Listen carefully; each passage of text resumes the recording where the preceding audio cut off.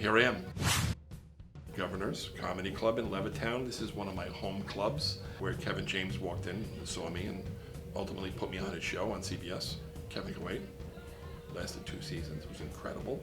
In 3 weeks, my wife's going to this party. You ever hear of it? It's like it's called Ugly Bitches. I always wanted to be a comedian since I was young. I think of more of a biblical aspect. In the book, it says laughter is like a good dose of medicine. So like everyone needs something. If I have a joke that is uniquely me, where I know like, hey, if this happened to you too, it's an anomaly. My mom wants me to have kids. She thinks I'd be a great dad. I'm not currently having coitus, so I'm not sure how I'm going to do that, but... I grew up in Ireland. Everyone there is just naturally funny, but all my humor comes from my Irish upbringing. When I first started comedy, I would get the jitters. I think now, since I'm older, it's more excitement, it's more anticipation that I'm getting, you know what I mean? Like before I get on stage, I always pray. I pace and I tell myself I'm not good at this, and that generally gets me going. You may prepare differently for, let's say, a church audience, or you may prepare differently for a casino where there's more white hair. I never get nervous. It's something I get concerned if it's a private corporate gig. You're not nervous, but you're kind of like hopeful that like I really want to do a good job because I want to be asked back next year. But in general, for nerves going on stage, never happened really. My problem with the lure, I don't know who designed the cars, but is it necessary to have seats face each other? Right? Because there's nothing worse than having a long day or night in my case. Now I gotta sit knee to knee with a 350-pound drunk construction worker who's pissed off because the Rangers lost. Right? Now I gotta make the weirdest eye contact all the way home. I just gotta sit there going. So like I tell a joke about losing my virginity, and it's part my true story, part my youngest brother's true story, and I've just combined them to make them one story. Because sometimes you'll be writing a joke and you're like, it's missing something, and then I'm like, you know what's missing? The first time my brother had sex, and I bring that into the bit.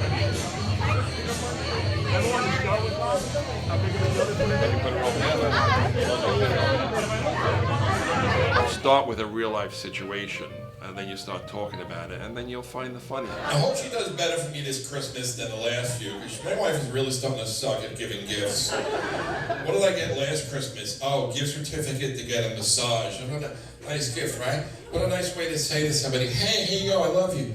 I just don't want to touch you. The trick is trying to replicate that moment to another crowd and make it seem like you're creating it right there. That's the trick. She drops me off at the spa for the day, leaves me there like a freaking, they clip my nails like a dog in a kennel.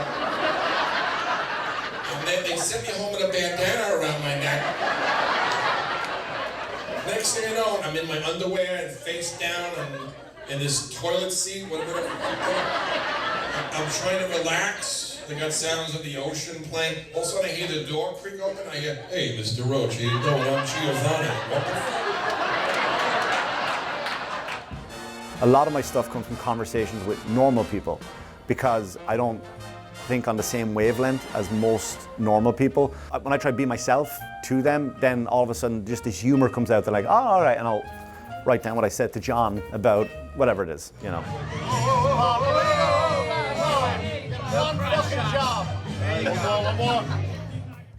I try and go to a joke that I know is like a staple, that I'm like, I always get a laugh on this. And if they don't laugh at that joke, you almost go, oh, okay, it's me. Because sometimes you have to realize, like, sometimes people just don't like you. I bought the car, I took my mom's, I was like, hey mom, like the car? She's like, yeah. I'm like, you like the trunk? She's like, why? I'm like, the dealer said it's like a 5-body trunk. She's like, well, yeah, if you don't cut them up.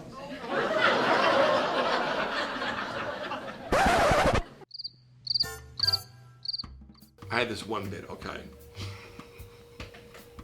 It's bad.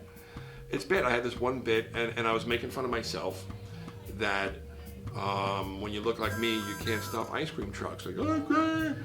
And this happened on a true story. I stopped an ice cream truck in front of my house, and the guy's looking at me like, why is a grown man stopping me?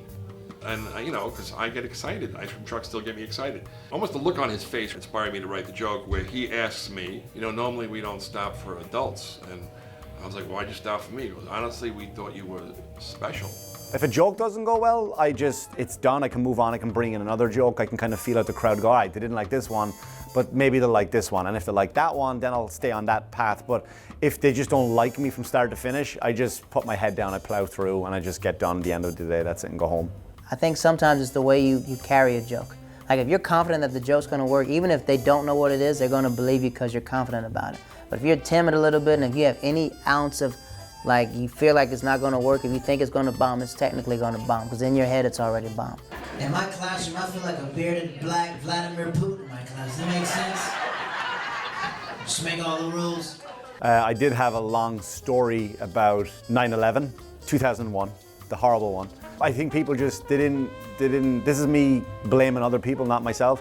I think people didn't listen to what I was saying. They just heard 9/11 and they tightened up a little bit. The joke went something like, you know, I did think about killing myself, but then I realized my ceiling fan wouldn't support my body weight.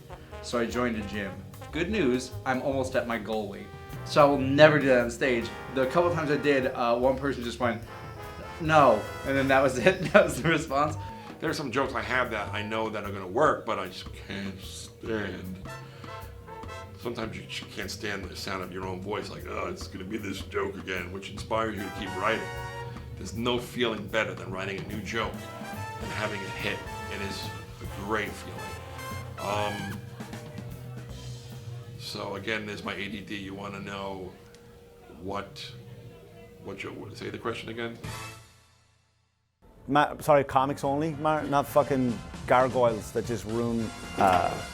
You fucking can't even.